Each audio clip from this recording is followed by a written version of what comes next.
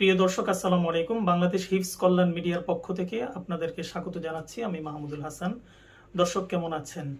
আল্লাহ তাআলার অশেষ মেহেরবানিতে ভালো আছেন। বাংলাদেশ হিফজ কল্যাণ মিডিয়া সর্বদা আপনাদের মঙ্গল কামনা করে। দর্শক, শিক্ষকতা মহান এক পেশা।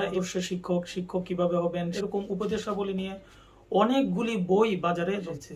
আমি মোটামুটি 5-6টা বই পড়ে দেখেছি। মোট সবগুলি যদি উপদেশাবলীকে আমি একত্রিত করি, প্রায় 160টার উপর উপদেশ আছে।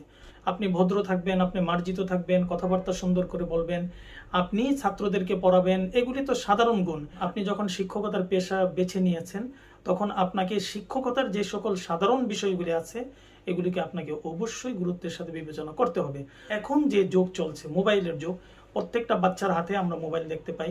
মোবাইলের এই যুগে আপনি একজন বাচ্চাকে, সে আপনার ছাত্র, তাকে কিভাবে আপনি কন্ট্রোল করবেন বা নিয়ন্ত্রণ করবেন? দর্শক, একটা বিষয় যদি আপনি খেয়াল করেন, আপনি মহামান্য শিক্ষক, আমি আপনার দৃষ্টি আকর্ষণ করছি। এখনকার বাচ্চারা, শিশু হোক, কিশোর হোক বা যে কোনো কেউ বাচ্চারা যাদের হাতে মোবাইল আছে, দেখবেন টিকটক দেখতে তারা খুবই বেশি পছন্দ করে। টিকটক কেন দেখে? কারণ টিকটক দেখে তারা আনন্দ পায়।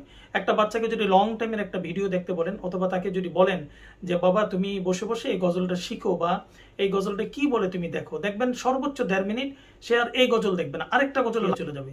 কারণ বাচ্চারা এখন স্থির না। টিকটক নামে যে জিনিসটা এখন আমাদের দেশের মধ্যে প্রচুর পরিমাণে ভাইরাল হয়েছে, এই একটা কারণে বাচ্চারা প্রচন্ড অস্থির, মানে 1 মিনিটের বেশি কোথাও স্থির হতে চায় না।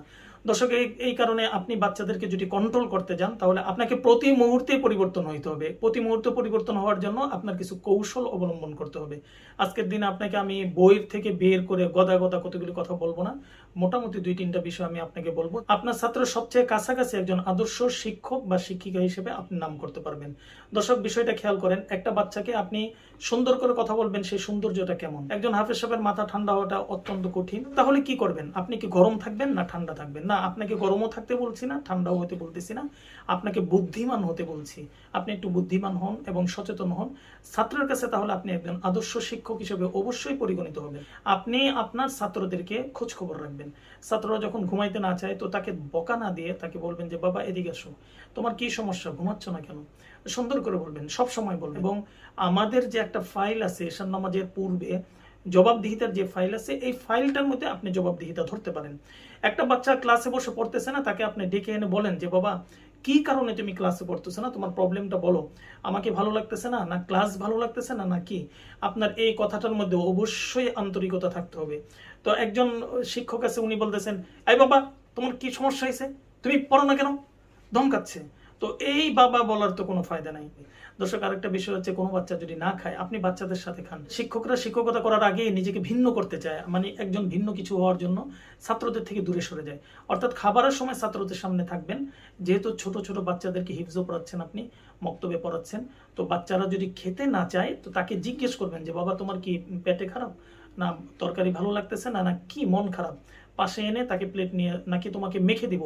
দেখবেন ছাত্রটা যখন বলবেন আপনি যে তোমাকে কি মেখে দিব, এই ছাত্র আর আপনাকে বলবে না হুজুর মেখে দেওয়া লাগবে না। আপনার ছাত্র বাড়িতে গিয়ে আপনার নামে যথেষ্ট প্রশংসা করবে। অর্থাৎ দর্শক, সব কিছুর শেষে এখনকার একটা বাচ্চাকে যদি আপনি চান আপনার কথা মতো সে চলুক এবং তার কাছে আপনি একজন আদর্শ শিক্ষক হন, তাহলে অবশ্যই আপনাকে নমনীয় হইতে হবে এবং মায়ের চাইতে যেটা বুঝিয়ে কথা বলতে হবে। কারণ এখনকার বাচ্চারা, আমি আগেই বলেছি দর্শক, খুব সেন্সিটিভ এবং তারা খুব অস্থির শিশুদেরকে আপনি শাসন করে বা কঠোরতা দেখে কখনো স্থির করতে পারবেন না। আমাদের কিছু শিক্ষকরা বাচ্চাদেরকে বলে যে আমরা কত মায়ের খেয়ে মানুষ হয়েছি, মায়ের চোটেই তো সোজা হয়ে গেছি, বেতেরে ভূতে দেখলেও ডরায়। অথবা কিছু শিক্ষক আছে ফেসবুকের মধ্যে স্ট্যাটাস দেন, যেদিন থেকে উঠে গিয়েছে বেত, সেদিন থেকে তৈরি হওয়া শুরু করেছে বেয়াদবের ক্ষেত।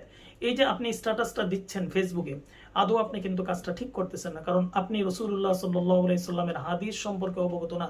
আল্লাহ রাসূল সাল্লাল্লাহু আলাইহি সাল্লাম নিষেধ করছেন, কোনো নাবালেগ বাচ্চা মারা যাবে না। যদি কেউ মারে এবং সে কষ্ট পায়, ওই বাচ্চা মাফ করলেও মাফ হবে না। কোরআন হচ্ছে নবুয়তের সাথে সম্পৃক্ত একটি জীবন বিধান। রাসূলুল্লাহ সাল্লাল্লাহু আলাইহি সাল্লামকে আল্লাহ তাআলা এটা দিয়ে পাঠিয়েছেন। যদি আপনি শিক্ষকতা না পারেন, শিক্ষকতার পেশাকে আপনি ছেড়ে দেন, অযথা শিক্ষকতা করে পরিবেশকে আপনি নষ্ট করবেন। দর্শক, ভালো থাকবেন। ইনশাআল্লাহ আবারও কোনো মজাদার বিষয় নিয়ে আমি আপনাদের সাথে কথা বলবো। আমার কথাই যে সব সঠিক তা না, আমার কথা যদি আপনার ভালো লাগে আপনি গ্রহণ করবেন, আর যদি ভালো না লাগে দর্শক ভিডিও দেখবেন না, এটা আপনাদের প্রতি অনুরোধ। তবে আজে বাজে কোনো মন্তব্য করবেন না, কারণ আমি দীর্ঘ 12 বছর ধরে প্রতিষ্ঠান চালাচ্ছি। আমি জানি যে প্রতিষ্ঠানের মধ্যে কি সমস্যা হয় বা কি ধরনের সমস্যা ফেস হইতে হয়, এগুলিকে সামনে নিয়ে আমি আপনাদের সামনে কথা বলি। কাজে আমার এই কথাগুলি অন্ধের চলন আর বাচালের বক বক না, এগুলি আমি বুঝে শুনে আপনাদেরকে বলছি। যদি ভালো লাগে গ্রহণ করবেন। দর্শক এই পর্যন্ত রাখি, তাহলে আসসালামু আলাইকুম।